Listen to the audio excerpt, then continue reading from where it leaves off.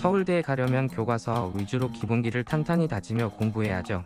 수능 만점자 인터뷰 한두 번쯤 본 사람이라면 누구나 알고 있을 겁니다. 또 다른 방법으로는 2호선을 타고 지하철로 가면 된다고도 하던데 이런 말에 웃으시면 안 됩니다.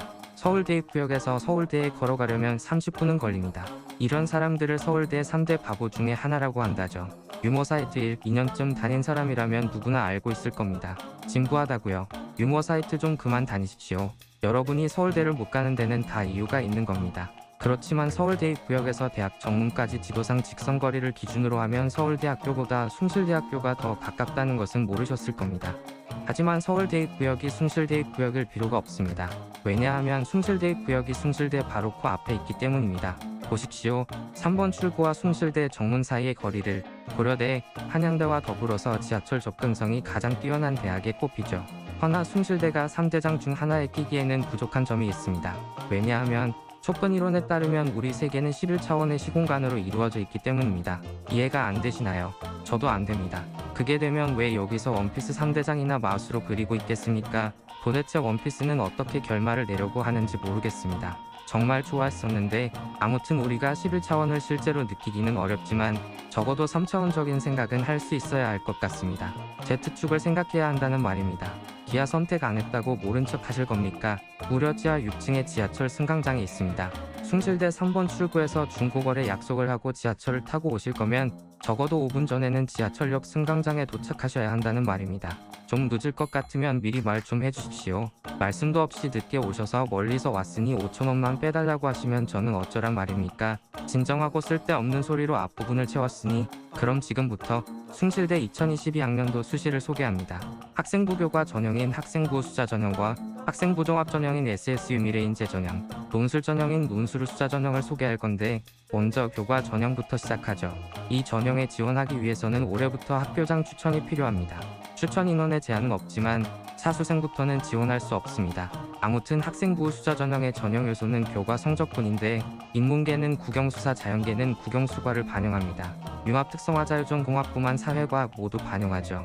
단 모든 교과목이 동일한 비율을 가지고 평가되는 것은 아니고 교과별 가중치가 적용되는데 인문계열은 국어와 영어의 비율이 높고 경상계열은 수학과 영어 높습니다. 자연계열과 융합특성화자유전공은 국어 비중이 15%로 낮고 수학이 높죠. 진로 선택 과목은 전체 중에서 20%가 반영됩니다. 성취도가 A면 무려 1등급으로 치환해준다고 하니 진로 선택 과목 성적이 우수하면 도움이 되겠죠. 어쨌든 이렇게 교과별로 가중치도 부여되고 진로 선택 과목도 있고 하다 보니 단순 평균을 바탕으로 지원 여부를 결정해서는 안 될 거예요. 진학닷컴에 성적을 입력하면 무료로 대학별 환산 점수를 확인해 볼 수 있으니 이를 활용해서 내 경쟁력을 확인하고 지원하면 좋겠습니다. 작년 입시 결과를 보면 인문계열 2.6, 경상계열 2.4, 자연계열 2.5, IT계열 2.4였습니다. 이전 입시 결과와 비교하면 작년에 입결이 꽤 낮아졌던 것을 확인할 수가 있죠. 이런 추세는 여러 가지의 영향을 받았겠지만 학령인구의 감소가 큰 영향을 끼쳤을 텐데 올해는 학령인구가 작년과 큰 차이가 없습니다. 선호도 높은 대학들이 교과 전형 선발을 늘리기는 했지만 하락폭이 작년만큼 크지는 않지 않을까 싶습니다. 입결이 높은 모집 단위는 다음과 같은데 언론 홍보와 의생명 시스템 입결이 1점대로 가장 높았죠. 반대로 입결이 낮은 5개 모집 단위는 대체로 3점 초반대의 입시 결과를 보였는데 평생교육학과는 4.2로 상당히 낮은 편이었어요. 이런 결과에는 다른 대학도 마찬가지지만 최저학력 기준과 그 충족률이 영향을 미친 것으로 보입니다. 작년 교과 전형 수능 최저 충족률은 47.2%로 인문, 경상계열에 비해 자연계열의 충족률이 낮았습니다. 올해는 수능의 변화로 인해 자연계 충족률이 좀 더 높아지고 인문계는 좀 더 낮아지지 않을까 예상해 볼 수 있습니다. 성적이 낮은 모집 단위들의 최저 충족률 보면 평생교육이나 실내건축은 충족률이 25%대에 머물렀고 다른 모집 단위들도 평균보다 낮은 충족률을 보였습니다. 이처럼 수능 최저 충족률에 따라 입결이 높을 수도 낮을 수도 있다는 것을 염두에 두고 수시 지원할 필요가 있습니다. 올해 최저 기준은 전년도와 유사한데 인문계열은 2개 합 6, 자연계열과 융합특성화자유전공은 2개 합 7인데 중요한 것은 영어를 포함하지 않는다는 겁니다. 따라서 최저 기준이 그렇게 낮다고 할 수는 없습니다. 학생부 종합 전형인 SSU 미래인재 전형은 단계별 전형으로 2단계에서 면접을 30% 반영하지만 서류 성적의 비율이 70%로 높습니다. 여기에서 서류는 학교생활기록부와 자기소개서를 이야기하는데 자기소개서 1, 2번 문항은 대기업 공통문항으로 모든 대학이 동일하고 자율문항인 3번에서 전공에 지원한 동기와 학업이나 진로계획에 대한 질문을 하고 있습니다. 대학 입학 후 학업계획이나 진로계획을 작성하기 위해서는 지원 모집 단위의 커리큘럼이나 교내 동아리, 대학 지원, 프로그램 등을 잘 살펴보면 도움이 될 수 있을 겁니다. SSU 미래인전형은 지원한 모집 단위 전공에 관심과 열정이 뚜렷한 자기주도 창의 성실형 인재를 인재상으로 하고 있습니다.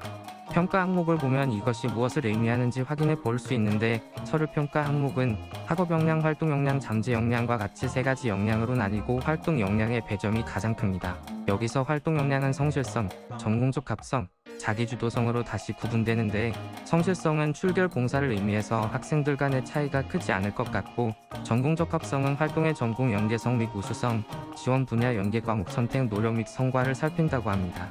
세특이나 창체 등을 통해서 확인할 수 있는 부분이겠죠. 자기주도성 역시 마찬가지로 세특이나 창체 등을 통해 주로 평가가 되기는 하겠지만 설명이 조금 애매한 것 같기는 합니다.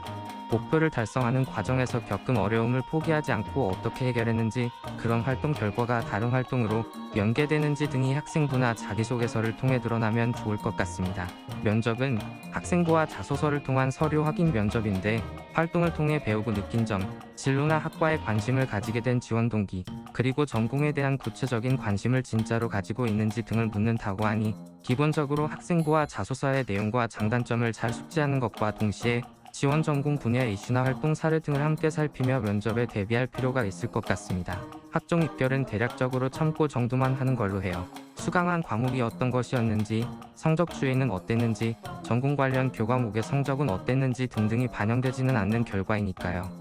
인문계열의 경우 2.99, 경상계열은 2.69, 자연계열은 2.82, IT계열은 2.74로 교과 전형에 비해서 0.3에서 4점 정도 낮았는데, 단과대학별로 주요 교과 내신 등급을 보면 인문대학은 평균과 상위 90% 커트라인 사이의 편차가 매우 큰 편이었지만, 다른 단과대학들의 경우에는 그렇지 않았어요. 법사회과학대학의 경우 3점대 학생이 합격하는 경우는 많지 않았고, 경상계열의 경우에는 3등급 학생이 조금 더 합격하기는 했지만 인문대학만큼 편차가 크지는 않았죠.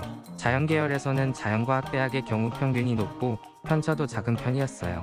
반면 전기공, 기계공, 산업정보 같은 곳은 3점 중반대, 건축공, 실내건축 같은 곳은 4점 초반대까지도 합격할 수 있었던 것 같아요. 마지막으로 숭실대에서 선호도가 높은 IT계열의 경우에는 평균은 모두 2점대였어요. 하지만 90% 커트라인의 경우에는 3점 중반에서 후반까지 내려가기도 했었습니다. 논술 우수자 전형은 논술 60% 학생부 교과 성적 40%를 반영해서 선발해요. 교과 반영 방법은 학생부 우수자 전형과 동일한 데에 논술 영향력이 크기 때문에 교과 성적은 5등급 이내라면 큰 무리 없이 지원 가능할 거고, 최저 기준도 학생부 우수자 전형과 동일해요. 작년 최저 기준 충족률은 44%로 교과 전형보다 조금 낮았었어요. 논술 일정이 인문계열은 수능 바로 다음날, 자연계열은 이틀 뒤여서 조금 부담이 될 것 같기는 하지만 모든 학생들이 다 같은 부담을 가지고 있는 거니까 일정에 너무 겁먹을 필요는 없을 것 같아요. 인문계열은 물리적인 글 전개 능력, 주제와 맥락을 정확히 이해하고 문제를 해결하는 능력을 평가하고, 경상계열의 경우에는 도표, 수식 등이 포함된 제시문 자료를 종합적으로 해석하는 능력과 경제적 지식이 활용된 정량적인 계산 능력을 평가한다고 해요. 자연계열은 수리 논술이죠. 이런 부분은 숭실대의 선행학습 영향평가 보고서를 통해 작년 기출문제를 확인하면 도움이 될 거예요. 기출문제, 출제의도, 출제 근거, 문항 해설, 최종 기준, 예시 답안까지 정말 도움이 될 만한 내용이 많아요. 이상으로 숭실대 주요 전형에 대한 소개를 마치려고 해요. 올해 숭실대 수시 선발 인원이 150명 정도 줄어들었지만 학교 생활에 충실했던 학생들이라면 합격할 수 있을 거예요. 겁먹지 말고 지원해보세요. 그럼 안녕.